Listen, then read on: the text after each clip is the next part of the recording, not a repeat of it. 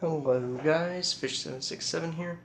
Today we're going to be taking a look at Atraxa Preator's voice commander deck. So, this is the first time I've actually tried it with this setup, so please be patient. In addition, I am sorry for any wobbling that the recording device will make. So, she has Flying, Vigilance, Death Touch, Lifelink at the beginning of your end step, Proliferate for 4 of each color except for red. So, we are going to be doing a lot of stuff with counters, especially +1/+1 counters. There is an infinite turn combo in here, and that is normally how we win. We just get a big enough field to attack, and, that's what we do. So, we have Viral Drake. It's a 1/4 flying infect, pay 4 proliferate.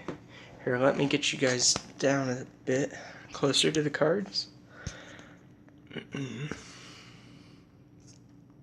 Okay. So, for 4, we get him out. He's got Infect. We hit him once. We only have to wait 10 turns for them to die. It's still 10 poison damage, even in Commander. Blood Baron of Vizkopa. A 5-drop lifelink, protects you from white and black, so really hard to remove. And as long as you have 30 or more life and an opponent has 10 or less life, it gets +6/+6 in flying. We really run it for the lifelink, because we don't have that much life gain until we actually start pumping out our tokens. And he can get big in the end if we get lucky, and then we can use him to kill off other opponents. Surge Node, it's a 1-drop. It enters with 6 charge counters on it.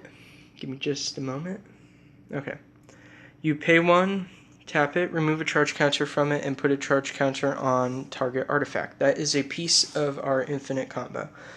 We've got Regna. She partners with Krav. Flying at the beginning of each of your end step. If your team gain life this turn, you create 2/1/1 White Warrior tokens. We're going to be using her to make tokens. And then we're going to be sacking the tokens to do a lot of fun stuff. Vernon's Sun's Avatar. Whenever it or another creature enters the battlefield under your control, you gain life equal to that creature's toughness. It's a 5/5 for 7. Gladeheart Cavalry. When it enters, you support 6, so you put a +1/+1 counter on each of up to 6 other target creatures. Whenever a creature you control with a +1/+1 counter on it dies, you gain 2 life. And with Atraxa, we proliferate, which means that we can put more +1/+1 counters there. I never explained what proliferate does, so you choose any number of target creatures and or players that have a counter on them, and then you give them another one of those counters. And it passes through Hexproof and Shroud because you're not targeting, you're just choosing. Oracle's Vault, you pay to tap it, exile the top card of your library. Until the end of turn, you may play that card and put a brick counter on Oracle's Vault. Tap it, exile the top card of your library. Until the end of turn, you may play that card without paying its mana cost to activate this ability, only if there are 3 or more brick counters on it. We will be abusing that card. From Beyond, a 4-drop enchantment, devoid at the beginning of your upkeep. You make a 1/1 colorless Scion that has sack it and add colorless to your mana pool, or you can pay to sacrifice it and search for an Eldrazi. We don't run too many of them, it's mostly there for the creatures. Aniok Bondkin, Outlast 2. So you pay to tap it, put a +1/+1 counter on it. Outlast only as a sorcery. Each creature you control with a +1/+1 counter on it has first strike. So this is a key card. Herald of the Secret Streams. Creatures you control with +1/+1 counters on them can't be blocked. Another key card. Simic Flux Mage. Evolve. Whenever a creature enters the battlefield under your control, if that creature has greater power or toughness than this creature, you put a +1/+1 counter on this creature. Pay to tap or move a +1/+1 counter from it onto a target creature. We can use it to just, distribute everything. Vedalken Infuser. At the beginning of your upkeep, you may put a charge counter on target artifact. Part of our infinite combo. Hadon's Climb. At the beginning of combat in your turn, you put a +1/+1 counter on target creature you control. Then if it has 3 or more +1/+1 counters on it, you transform it. And then on the back side, Wings, the Winged Temple or Arazka. Tap, add 1 mana of incard to your mana pool, or pay 3, tap at target creature you control gets flying, and +X/+X for X is its power until the end of turn. Okay. We run Verdant Force. At the beginning of each upkeep, you make a 1/1 green sapling creature token. Good for the saplings. Soulblade Renewer partners with Soulblade Corruptor. When it enters the battlefield, you support 2. Honden of Life's Web. At the beginning of your upkeep, you make a 1/1 colorless spirit creature token for each shrine you control. I think that we only run 1 shrine. Contagion Clasp. When it enters, you put a -1/- counter on target creature. Pay 4, tap it, proliferate. It's a nice that we're able to proliferate, and it's also part of our infinite combo, and lets us get it off earlier than otherwise. allowed, and we have Fabrication Module. Pay 3 whenever you get 1 or more energy, you put a +1/+1 counter on target creature you control, and then 4 tap, you get an energy. So what we're going to do with this card is we're going to get 1 energy, and then Atraxa lets us proliferate our energies, giving us more energy, and then we can get to put +1/+1 counters on everything. 1 +1/+1 counter a turn. Besides the other effects of Atraxa. Long Shot Squad outlasts for 2. Each creature you control with a +1/+1 counter on it has reach. We're going to use him with our other stuff to give all of our creatures, like, we're going to have a massive keyword army. I'm just going to stack these up. Tangle Wire, Fading 4. At the beginning of each player's upkeep, that player taps an untapped artifact, creature, or land he or she controls for each fade counter on Tangle Wire.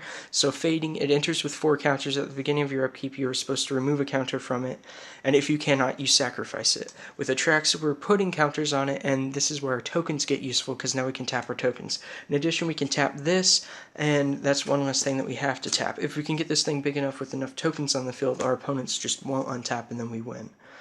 Enduring Scaleward, a 6-drop flying. Whenever 1 or more +1/+1 counters are put on another creature you control, you may put a +1/+1 counter on Enduring Scaleward. It gets big fast. And that is one of our nice win cons. We can't give it trample, but we give it enough stuff that it essentially doesn't matter that it doesn't have trample. Phantom Nantucket, a 3-drop trample. It enters the battlefield with 2 +1/+1 counters on it. If damage will be dealt to it, prevent that damage and remove a +1/+1 counter from it, and then you can tap it and put a +1/+1 counter on it. And this is really nice with being able to proliferate, since it does have trample, and it's really hard to kill. It can't be hit by Death Touch as well. Beastmaster Ascension, a 3-drop enchantment. Whenever a creature you control attacks, you may put a quest counter on it. As long as it has 7 or more quest counters on it, creatures you control get +5/+5. So, attack with 1 creature that you can afford, like a Resummoning Skeleton, which we do run, or a token.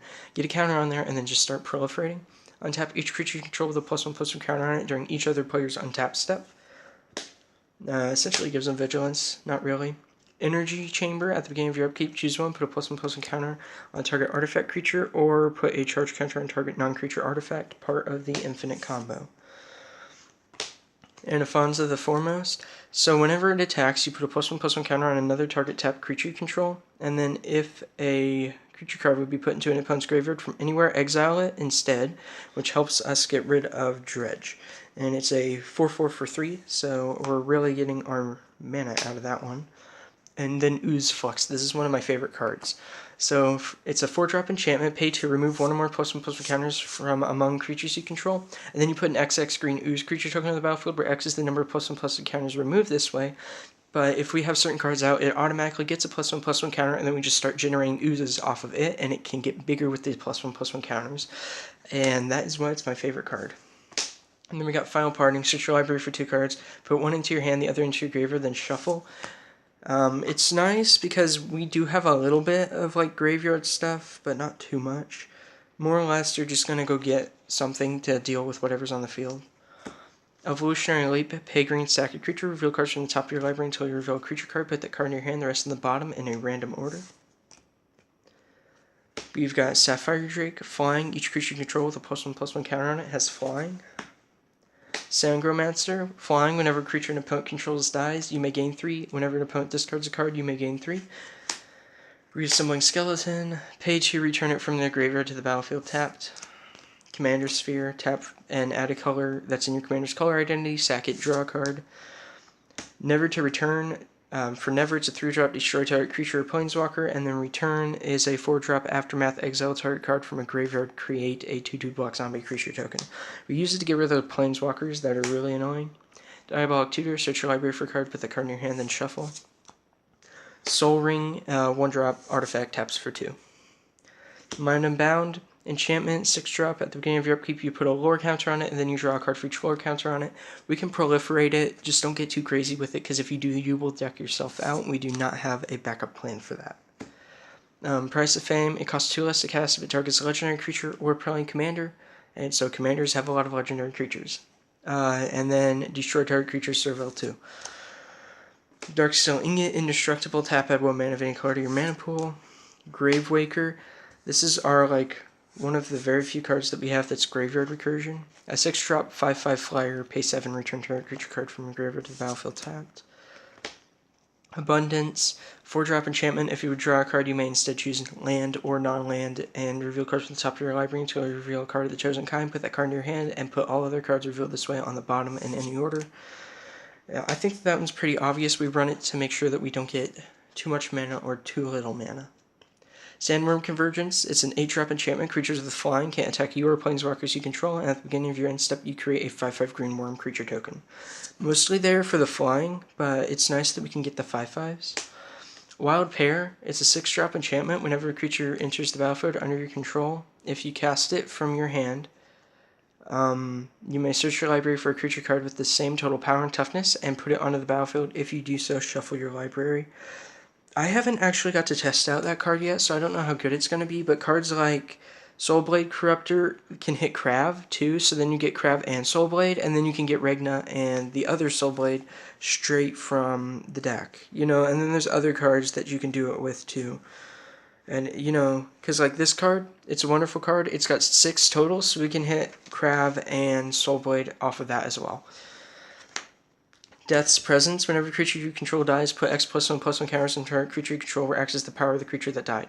This gets stupid when we make enough tokens and we have Krav on the field to sack them, because then everything gets +1/+1 counters, and they actually get really big, surprisingly, very quickly, and it's really tough to deal with them. Brave the Sands. Creatures you control have Vigilance, and each creature you control can block an additional creature. Aid from the Cowl. We make all these tokens, and we're going to be sacking them most of the time. It's a 5-drop enchantment, Revolt. At the beginning of your end step, if a permanent you controlled left the battlefield this turn, reveal the top card of your library. If it's a permanent card, you may put it onto the battlefield, otherwise you may put it on the bottom of your library. And you do not have to, but it is revealed.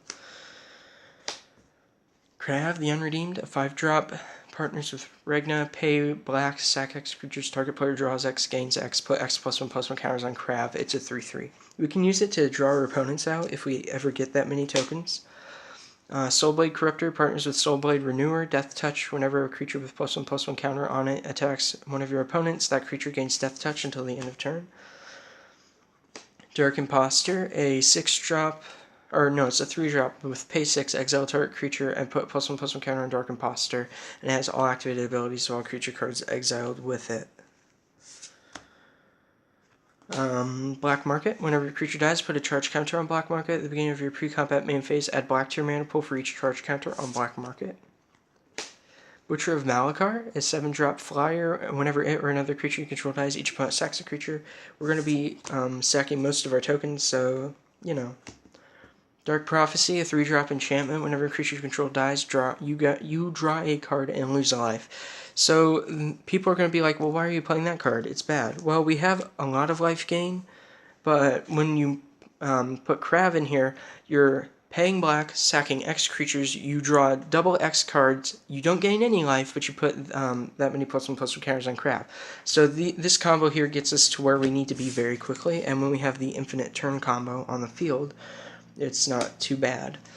We've got Razaketh's Right, a 5-drop, search your library for a card, put the card in your hand, then shuffle with cycling for black. Magistrate Scepter, 3-drop artifact. Pay 4, tap it, put a charge counter on it. Tap it, remove 3 charge counters from it, take an extra turn after this one. That is probably the last card in the infinite combo, so I'm just going to stop for a moment and show you this. And then our Drake also counts, and then we do need to have Atraxa on the field for this combo to work. So essentially, we need 4 counters on this at the beginning of the end of our turn. We need 4 counters on it before we actually pass. That way that we can tap it, remove 1, and then still be able to proliferate to put more on there. So at the beginning of our upkeep, these 2 put counters on it, so it's already at 2. We can proliferate to put another counter on it, or we can tap this and put a counter on it, and then it's at 3. If we end our turn with 3 on it, Atraxa proliferates, it gets a counter, now it's at 4, we tap it, take an extra turn, because we don't technically pass until we get done resolving all this. And so after we have 4 on it, Atraxa just starts proliferating, so this puts 3 on it back again because it's at 1 at the beginning of our turn. We end our turn, we get a 4th one on it, and then we're good to go. And this card gets refilled because of Atraxa. So that's the combo. There are a couple different ways that you can pull it off. You just have to be able to proliferate and then have these 2 cards on the field. It's like sort of under the radar if you play this one last, because they're going to be like, well, why is he playing these cards? And then you play this, and they're like, oh, that's why. So I have gotten it to work once. It was a fun 20-ish turns I took until I ended up amassing an army that I felt was good enough to kill my opponent, plus I ran out of cards that weren't lands in my deck. Juniper Order Ranger, whenever a creature enters the battlefield under control, you put a +1/+1 counter on that creature and a +1/+1 counter on Juniper Order Ranger. Archetype of Endurance, creatures you control have hexproof, creatures your opponents control lose hexproof, can't have or gain hexproof. Orin, Reef Hydra, Trample Landfall, whenever a land enters the battlefield under control, put a +1/+1 counter on it. If that land is a forest, put 2 +1/+1 counters on it instead. Archmage Ascension, a 3-drop enchantment. At the beginning of each end step, if you drew 2 or more cards this turn, you may put a quest counter on it. As long as it has 6 or more quest counters on it, if you draw a card, you may instead search your library for a card, put the card in your hand, then shuffle your library. You can see how this card could get really good really quickly. In the last card, that's not a land in the deck, I have the wrong card in here, and I didn't realize that until just now. I have Clone Legion in here, which is perfectly fine to have. I just prefer the other card that I had in here before.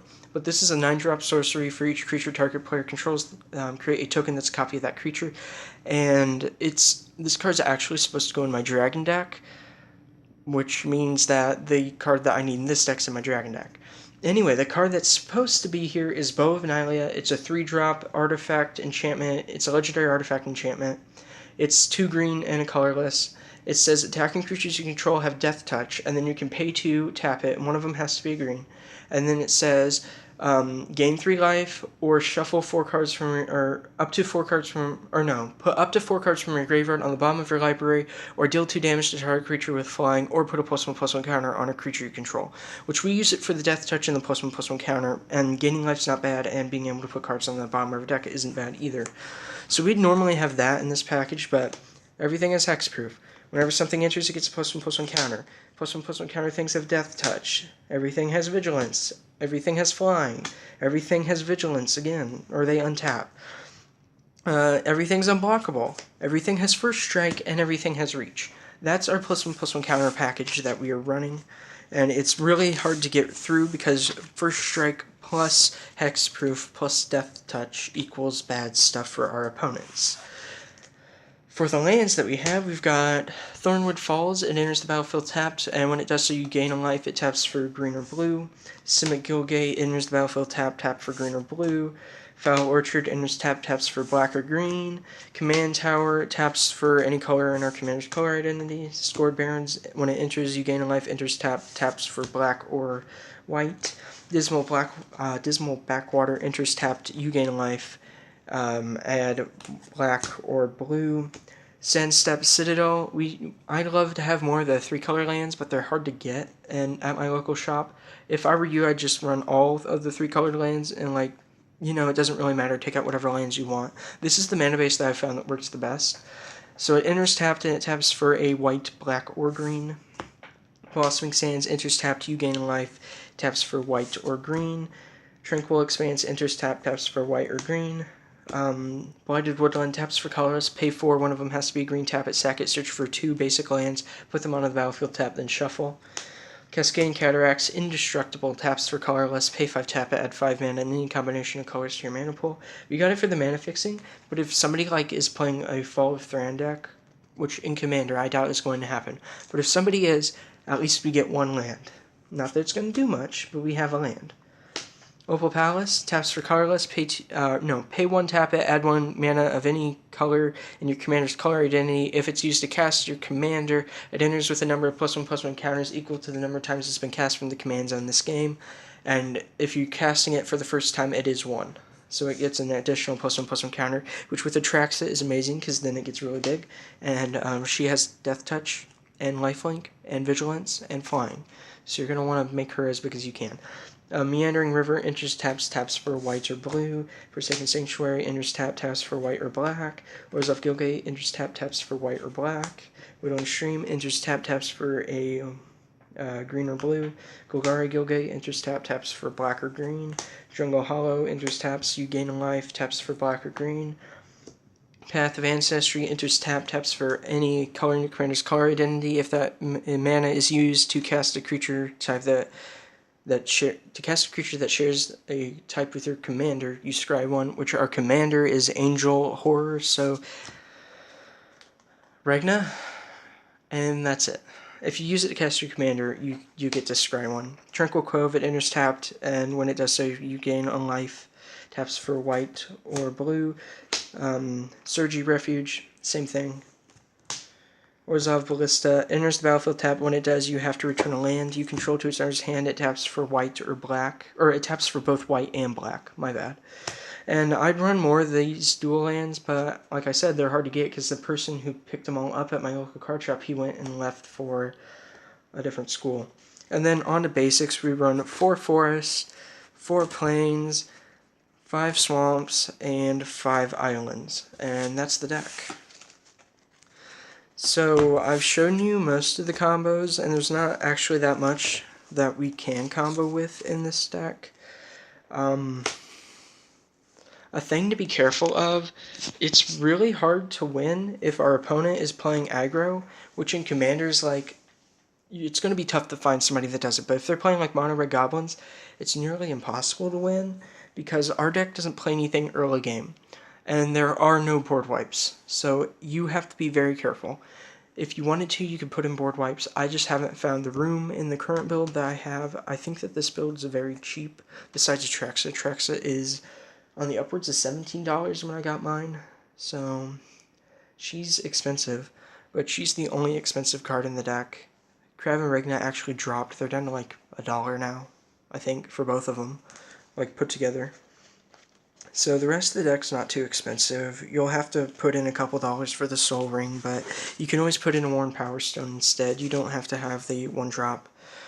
So there's plenty of ways to change it. When you're playing Atraxa, really running whatever you want to play is what you should do, and the rest of it will just happen. Like, you can play Group Hug with her, and that's fun. Like, one game, we were playing against one of my college buddies, and he was obviously going to win. He was playing his mono blue deck. That's the best deck that he has. And he had Jace down, and we were all like, well, let's just see how big we can get Jace. And so somebody copied my Atraxa, and then we were proliferating the Jace. We got it up to like a 24 or something, and he wasn't going to ult it. But, you know, you can play Group Hug like that. Play it politically, and use everything that you can to your advantage. Remember, most of this stuff is instant speed. I like to keep things instant speed, so use them as they are instant speed. And Krav can be activated on your opponent's turn, and make sure that you do Regna before your opponent ends their turn, say at the beginning of your end of your main phase 2. And that way you can avoid any missed triggers with her. So that's been the deck tech. Thank you guys for watching. If you do watch, I haven't been getting many views on my videos lately, and I do know that I haven't uploaded in 2 weeks. I'm sorry about that. Anyway, thank you for watching, and have a good day.